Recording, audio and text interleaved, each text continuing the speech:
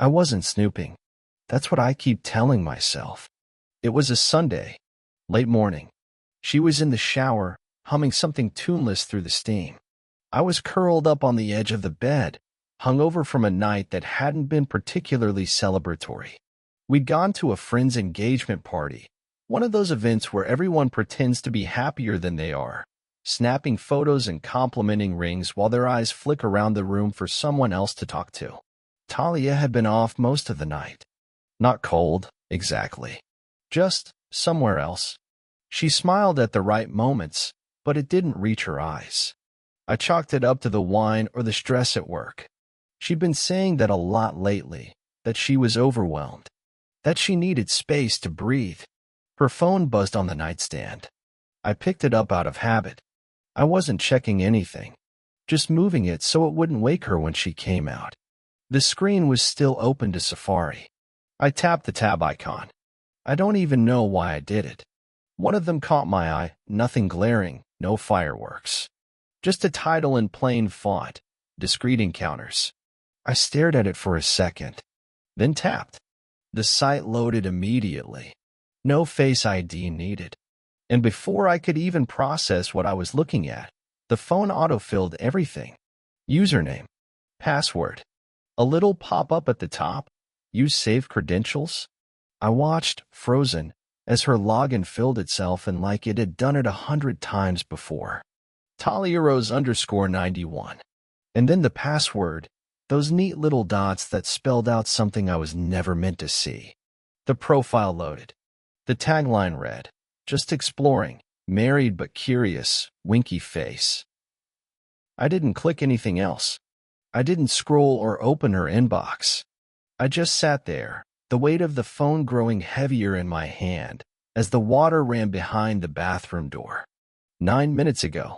That's what the Safari history said. 9 minutes ago. She'd opened it before the shower. Not days ago. Not weeks ago when she said she made it once just for fun and then deleted it. Not back when she was single and curious. Not some old account gathering digital dust. 9 minutes ago. The door creaked behind me and I locked the screen on instinct. She stepped out wrapped in a towel, steam following her like smoke. Hey, she said casually, running a hand through her wet hair. What you doing? I looked up at her. She smiled barely. Nothing, I said. My voice didn't sound like mine. She glanced at the phone. Oh, that. I didn't even ask. She answered anyway. It's stupid, she said. I was bored. Bored. Yeah. I made that account forever ago. I don't know. It's like reading Craigslist missed connections. You're not actually gonna do anything. I nodded slowly. It autofilled. Her face didn't change. Not really. She just blinked. Then shrugged. So, you logged in 9 minutes ago. She paused. Then, for the first time, her eyes flicked. A quick movement. Not to me, but to the nightstand, where the phone now sat like a detonator between us.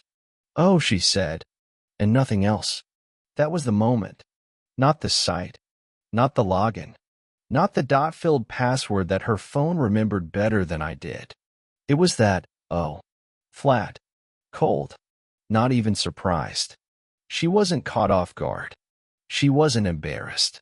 She wasn't even angry that I'd seen it. She was just done pretending. I told you it was nothing, she said again, quieter this time, but with less conviction. Like she realized the room had already changed.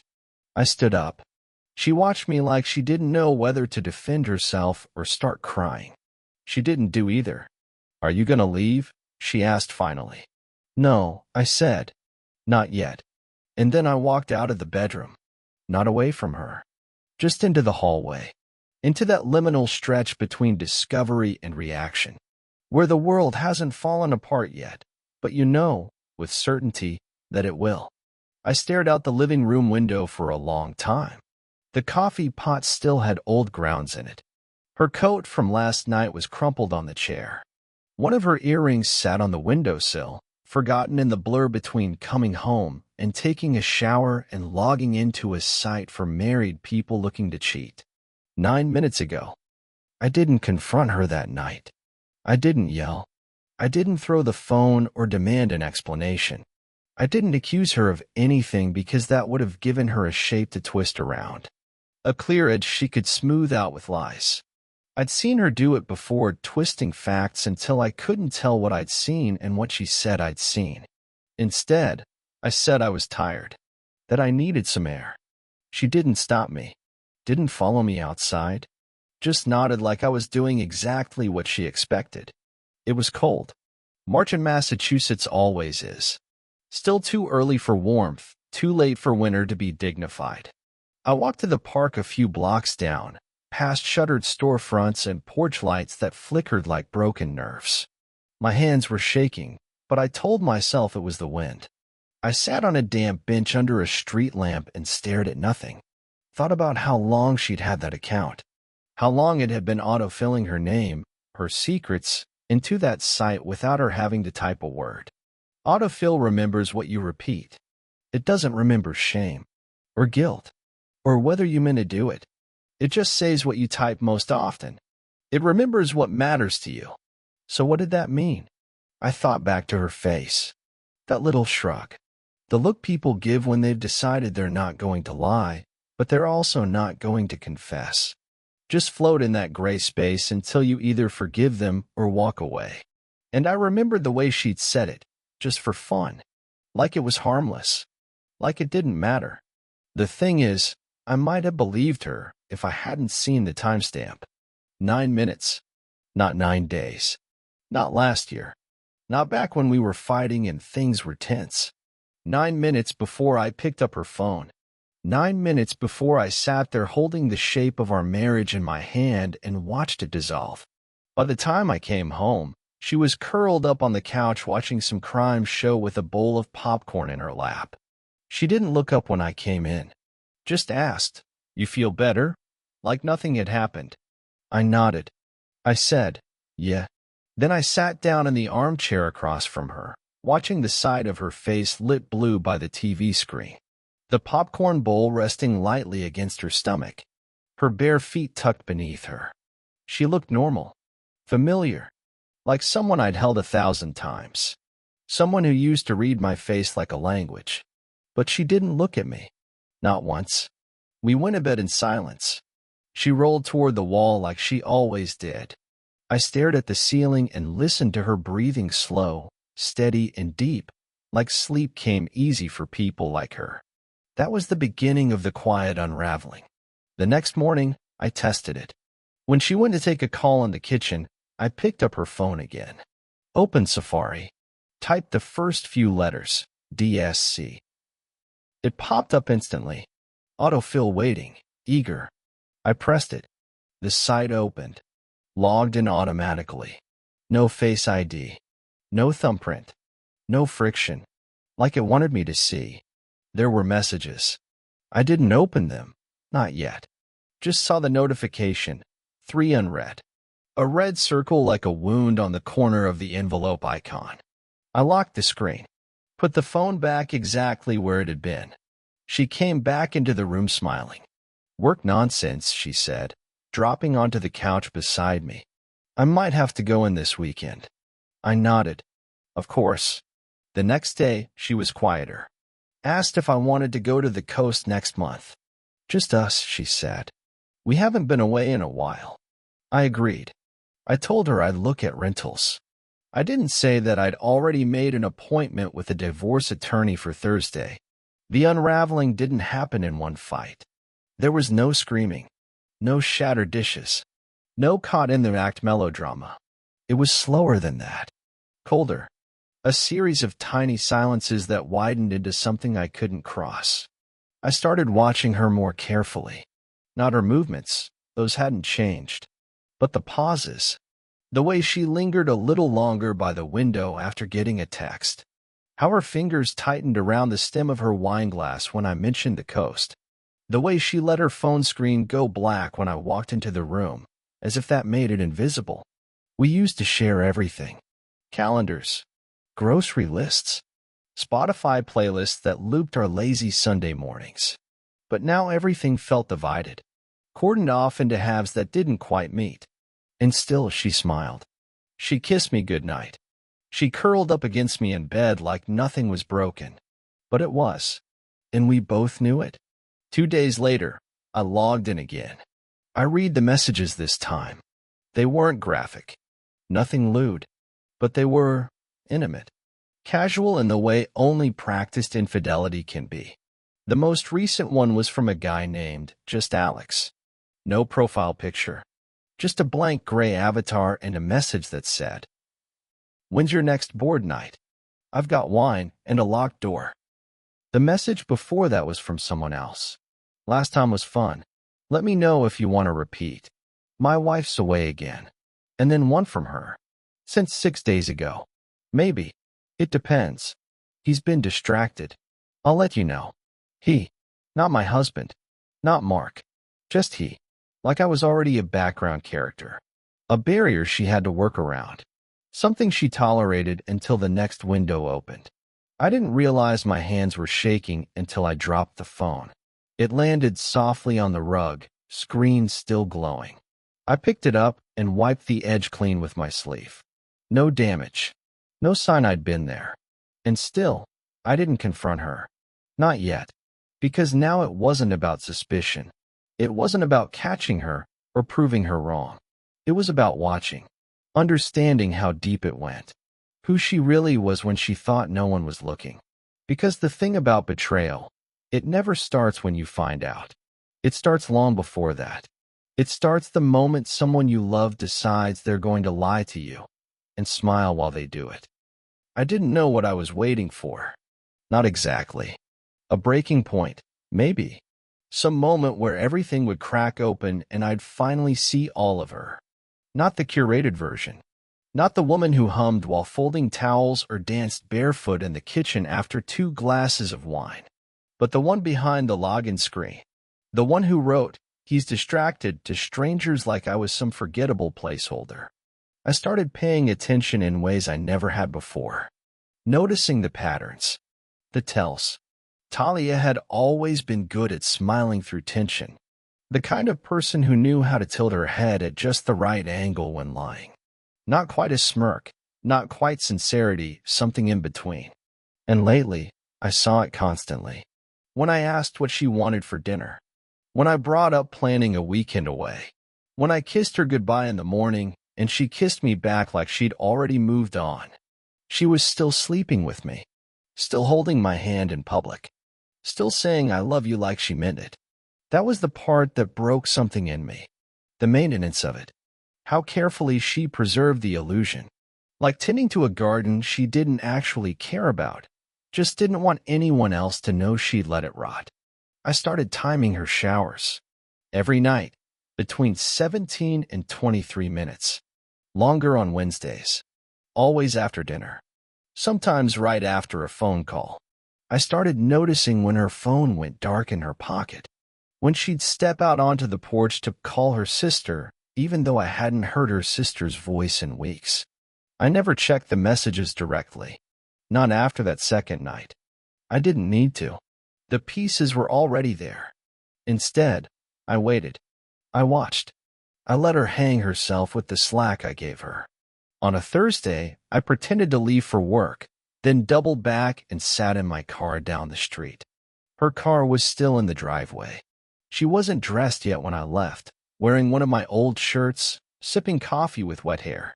By the time I checked again, 10:42 a.m., she was gone. No text. No note. Not even a fake excuse. I sat there until noon. She didn't come back. That night, she said she went to the bookstore. Needed to get out of the house, she told me, pulling her hair up into a bun and tossing her coat on the chair. Cleared my head. I just nodded. Find anything good? She smiled. Maybe. We didn't speak much during dinner. I watched her fork move across the plate like she was trying to remember how to eat like a person who wasn't lying. Her eyes didn't meet mine. Later that night, she kissed me like she meant it. And I kissed her back like I believed her. We made love. Her fingers dug into my shoulders, and her voice broke into that soft, breathy whimper I used to think was real. I watched her face the whole time. She didn't flinch. And I knew then that she was far better at this than I was. It wasn't sex. It was cover. The next morning, she asked if I wanted her to pick up groceries. I told her no, I'd take care of it. She kissed my cheek, smiling again. She always smiled more after nights like that. Like she'd earned something. Like she'd put enough in the jar to buy another week of pretending. I didn't go to the grocery store. I went to work, but not my office. I sat in a booth at a diner down the street with my laptop and a coffee I didn't drink. I opened the site. Discreet encounters. Typed her name. Let Autofill do the rest. She hadn't changed the password.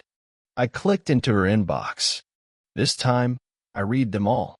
There were 4 regulars. Men she messaged often. None of them used real names. Alex. John 4 now. Gray North. And one with no name at all, just a profile picture of a book cover and a status that read, no strings, no pressure. They weren't all from this week. Some stretched back months. Messages every few days. Little snapshots of a double life. She told them different things than she told me, different jokes, different memories. With Alex, she talked about books. With John, she liked hiking. Gray North thought she was allergic to cats. We had a cat. His name was Milo. She told one of them that I was emotionally distant, that I used to be romantic but got too tired to care. She said I didn't notice her hair when she changed it, that I never asked about her day. None of it was true. Or maybe some of it was. That was the worst part. There were pieces in there that felt vaguely familiar, like old bones buried in new dirt. And then there was this. You don't have to apologize, she wrote. It's not cheating if it doesn't mean anything. I sat there in that booth for 20 full minutes after reading it, staring at those words. That sentence. It's not cheating if it doesn't mean anything. Like the absence of emotion makes it cleaner. Like you can take your clothes off with someone, share secrets in time and breath, and it all disappears as long as you didn't feel anything. But I knew her. I knew her tells. She felt things. She always had. Even in her cruelty. Maybe not for them, but for the lie. The performance. That was the high. She hadn't just broken the rules of our marriage. She'd rewritten them without telling me. Changed the contract. Changed who we were. And the worst part? She was good at it. There was one message I hadn't seen before. From a man who wasn't one of the regulars. Just a blank profile and a message with no introduction. You're playing a dangerous game, Talia. Hope it's worth it. No response from her. Nothing else. Just that one message. I read it 3 times. I didn't know what it meant.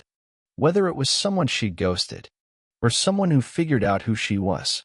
Or maybe, just maybe, someone who was starting to unravel her the way I was. It chilled me in a different way, because I'd always assumed I was the only one watching. That night, she asked me if I was okay. You've been quiet, she said, sitting across from me in flannel pajamas.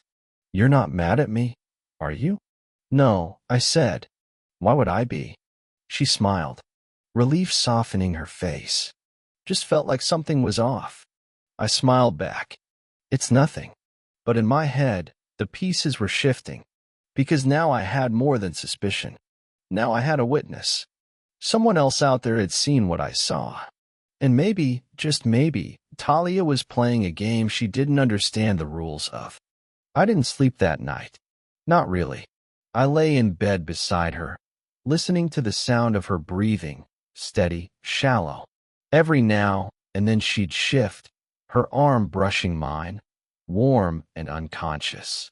She didn't dream loudly like she used to. That stopped months ago, I realized. When the messages started. When the profiles changed from curiosity to ritual.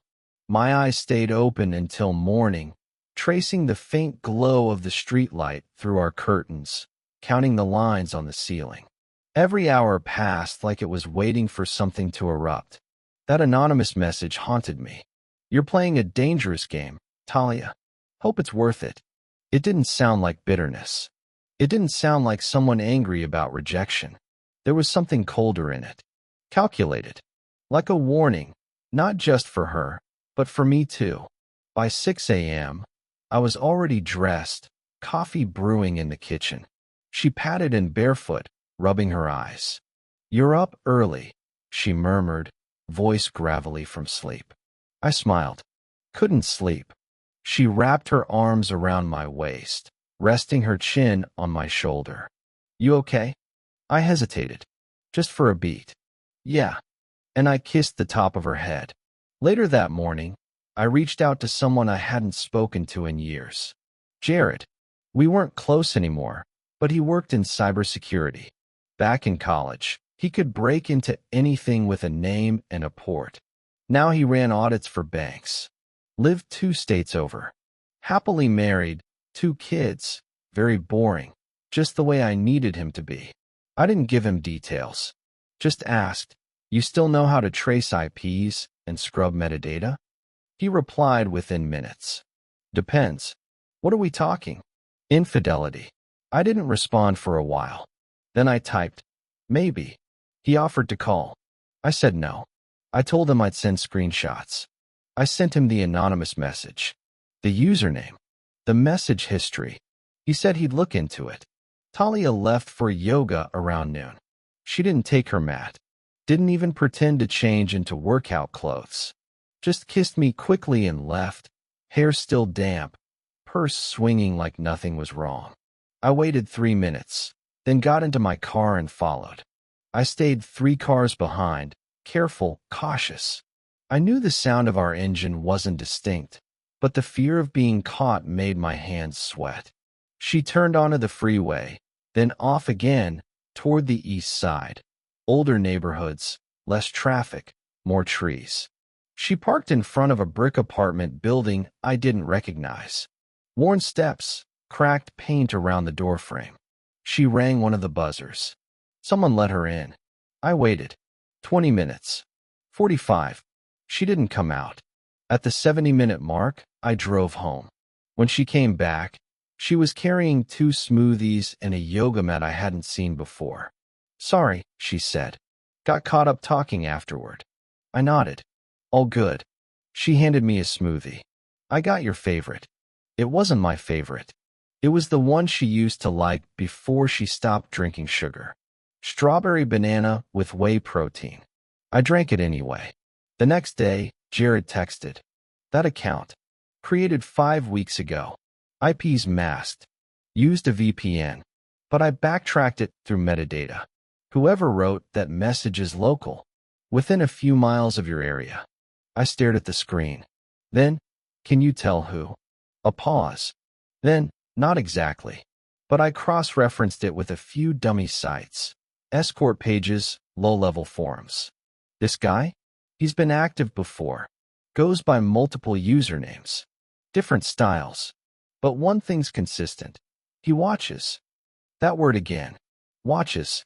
Jared added. "If she's talking to this guy, you need to be careful. He's not just looking for flings. He likes games." I felt it then. The shift. The pivot point where betrayal becomes something else. Not just about lies and love and broken vows, but about danger. And I couldn't tell whether she knew what she'd stepped into, or if she was already too deep. That night, I sat on the porch while she showered. Our cat pawed at the screen door, batting at moths. I scrolled through her profile again, heart thudding with a rhythm I didn't like. There was a new message. From him. He's awake now, isn't he?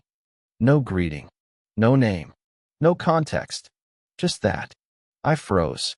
The message was less than 5 minutes old. She was still in the shower, which meant he wasn't messaging her anymore. He was watching me. The next 24 hours blurred. I went to work. I made calls. I smiled when I needed to. Pretended. But every second I wasn't near her phone felt like a missed chance. By midnight, when she was asleep, I unlocked it again. The message was still there. But now it had a follow-up. "Be careful, Mark. She lies better than you think." The name sent a chill down my spine. I'd never used my real name on the site. I'd never messaged anyone. Never made a profile. Never commented or replied or left any digital trace that should have connected me to her account. And yet, he knew. I deleted the app from her phone, not because it changed anything, but because I needed it gone. I needed the illusion to collapse, the mask to fall. She noticed the next morning. "Where's my browser app?" she asked, tapping her screen. "Safari." I shrugged. "No idea. Maybe it glitched." She looked at me. Really looked. Like for a second, she suspected something. Then smiled. Technology's always buggy. And that was it. She didn't ask again. That night, I wrote her a note. Simple. Straightforward. "Talia, I know. About the profile. The messages. The men. I know what you said about me. And I know who's watching you now. I don't know if you're scared. But you should be. Not of me. Of what you let in." I didn't leave it on her pillow. Or tape it to the fridge.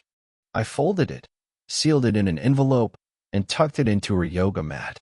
The one she never used. I wanted her to read it in that apartment. With whoever opened the door. I wanted her to carry it like a ghost between them. To feel what it was like to be watched. When she left the next morning, she didn't say goodbye. Just walked out. No mat. No smoothie. No lie. And I waited by the window until the car was out of sight. I didn't follow her. I didn't need to. Because for the first time in weeks, I didn't wonder where she was going. I wondered who was already waiting for her. By Friday, the lies were gasping for air. She still hadn't mentioned the note. Not a word. Not a flicker of acknowledgement in her face or behavior. If she read it, she'd buried the truth deep. If she hadn't, she'd left the yoga mat untouched, an unopened casket. I pretended not to notice. Ate the dinner she made. Watched half a movie with her on the couch. Answered her kiss goodnight with the same silence I'd started to carry in my bones. That night, she didn't sleep well. Tossed. Kicked the blanket off. Mumbled a name I didn't recognize. I lay there, unmoving, listening to her breathe in those sharp, uneven pulls that come from a dream you can't control. Maybe she was afraid. Maybe she finally understood. The next morning, she left early. No excuse this time. No story. Just grabbed her bag and keys and said, "I'll be back in a few hours." "Okay," I said, and I let her go. I waited exactly 11 minutes. Then opened the hidden folder I'd created on my phone. The tracker app was still active. I'd turned on Find My iPhone for her device a week ago. She never noticed. The dot pulsed in a part of town I already suspected, an old building above a laundromat. No signage. No buzzers. Just a rusted red door with a chipped brass number, 14A. I drove. Parked 3 houses down. Walked the block on foot, hoodie up, hands in my jacket. The street was quiet. One old man raking leaves. A dog barking behind a fence. I stopped at the curb across from the building. Her car was there. Gray Toyota. Passenger side window still cracked, like always.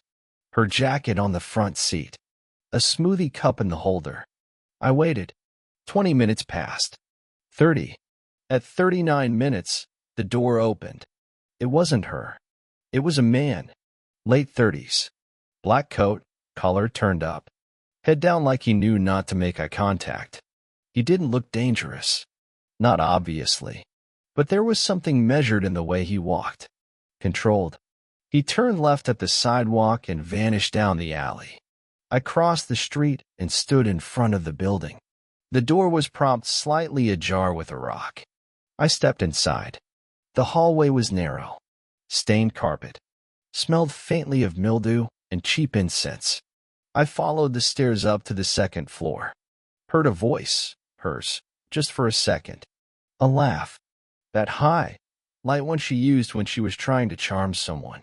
I used to think it was for me. I stood outside the door to 14A, heart pounding. I didn't knock. Didn't barge in. I just stood there and listened. There was music playing. Something soft. Maybe jazz. Another voice. Male. Low. Hard to make out. Then quiet. And then her voice again, sharper this time. Don't, she said. You promised. No reply. Then footsteps. Then her voice again, barely above a whisper. He's starting to suspect. I leaned closer.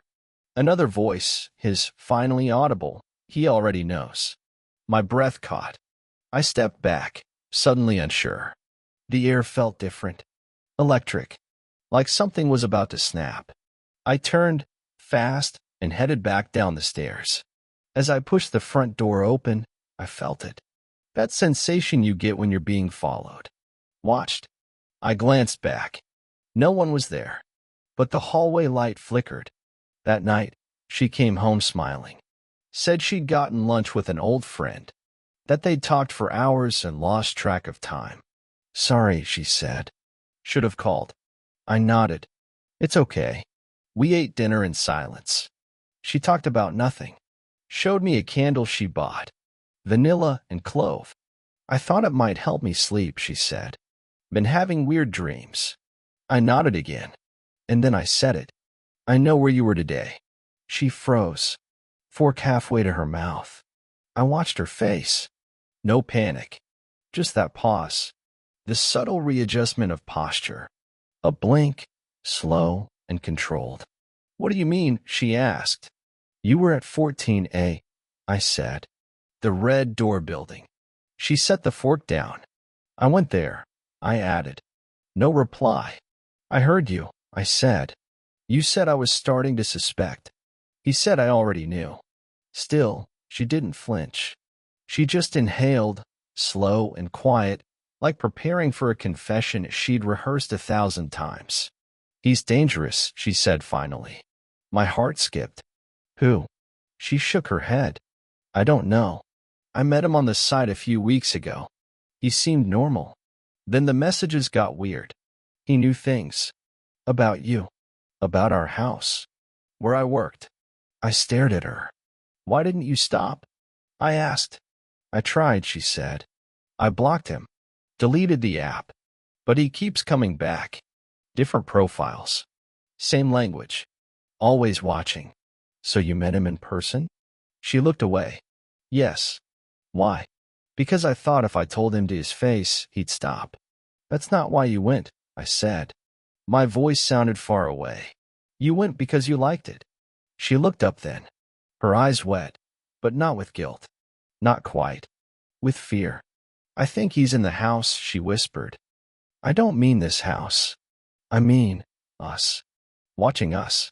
Following you. Following me. She reached for my hand. I don't know what to do. I pulled away. You brought him in, I said. You opened the door. I know. For a long time, neither of us spoke. The candle burned between us. Vanilla and clove. The smell of artifice. I stood up. Walked into the living room. The window was cracked. Our cat perched on the sill, tail flicking. Across the street, a car idled. No lights. No movement. Just sitting there. Watching. I didn't know if it was him, or if this was what it felt like when the paranoia finally became real. I turned off the lights. Locked the door, I told her. And I went upstairs. Not to escape her, but because whatever she'd invited in wasn't done yet. And I needed to be ready for what came next. The next morning, she was gone. No note. No text. Just her side of the bed cold and smooth. The indentation already fading like she'd made an effort to erase it.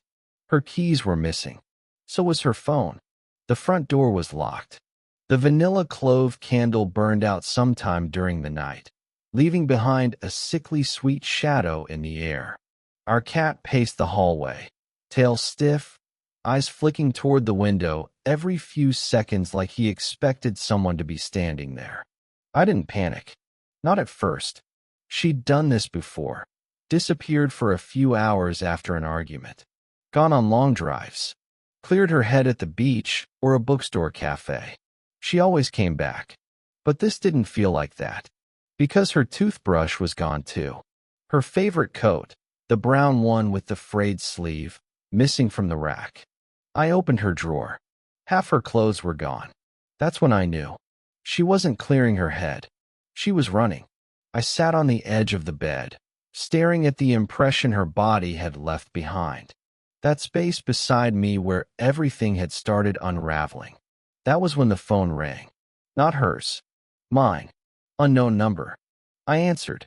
A voice I didn't recognize, low and dry, said my name. Mark. I didn't reply. He waited a second. She's not with me, if that's what you're thinking. Who is this? He chuckled, just once. No joy in it. Just air moving over something sharp. She wanted out, he said. You should be happy. You got your answer. I want to know who you are. You already do, he said.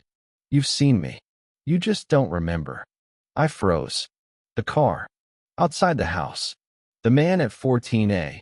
Head down. Coat collar turned up. I swear to God. You're not angry at me, he interrupted.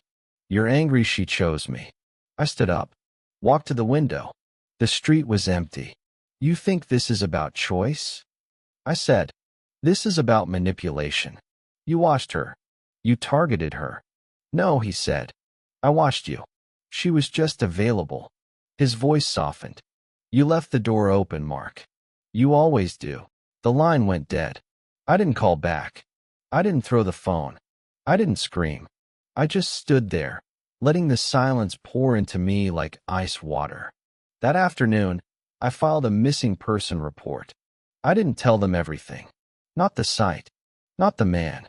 Not the months of secrets unraveling like a pulled thread. I just said she'd left without a trace, taken clothes, vanished without explanation. They asked the usual questions. I gave them calm, quiet answers. Then I went home and tore the house apart. I was looking for something, anything, that would give me leverage, closure, a reason. I wasn't sure, but I found something else. Her old laptop, buried in the back of the closet behind a box of holiday lights and dusty sweaters. I opened it, half expecting it to be wiped clean. It wasn't. The Safari tab was still open. Discrete encounters. But this wasn't her account. It was another. A different username. Same layout. Same inbox. But this one had a different voice. One I didn't recognize. Until I did. Because one of the messages read, "He's checking everything now. I think he's starting to follow me. Be careful what you send." The message was sent to just Alex. From a profile named Not His Wife. I stared at the screen. The profile had been created 3 weeks ago. The photo wasn't of her. But the language, the tone, was hers. And suddenly, it hit me. She'd made another account. A second persona. To bait them? To bait me? I scrolled through the messages. She was playing both sides. Messaged strangers as herself. Messaged strangers as someone else pretending to watch herself. It was a game, and we were all pieces. One message caught me. From just Alex. You ever think he's onto you because you want him to be? No response. That was the last message in the chain. Dated 4 days ago. I sat back in the chair, the air thick around me. She didn't just create a secret life. She created a labyrinth. And somewhere inside it, she'd left pieces of herself behind. Not to hide, but to be found. Like she wanted me to know. Wanted me to dig. Wanted me to see just how deep the rot went. Not out of guilt, but out of control. That night, I got another call. Same number. Same voice. She's gone, he said. Where? I don't know, he said. But she's not with me. And she's not with you. She made sure of that. A pause. Then, she played us both. And before I could reply, he added, check your email. The line went dead again. I checked. One new message. No subject. No body. Just a single attachment. A photo. Her. Standing on a cliff somewhere. Wind in her hair. Eyes closed. Smiling. Not at the camera. Not at anyone. Just smiling. And then I remembered something she'd once said, long before all of this. We were on a hike. Just the two of us. Before the betrayal. Before the silences. She'd stopped at a lookout and said, sometimes I wonder what it'd feel like to vanish. Just walk away. Start over. No trail. No guilt. Just gone. Back then, I laughed it off. Now, I couldn't. Because she'd done it. Not just left the marriage. She'd erased herself from it. Rewritten the whole narrative. And we, me, the stranger, the watchers, we were just ghosts clinging to the echo. I sat in the dark until sunrise. No note. No goodbye. No final truth. Just a trail of fake names, layered accounts, auto-filled passwords, and a photo of a woman who no longer existed. She won. Not because she lied better, but because I never knew who I was trying to catch. And maybe, neither did she. Thanks for watching. If this story pulled you in, make sure to subscribe and hit the bell so you never miss the next confession. Until next time, take care and watch who you trust.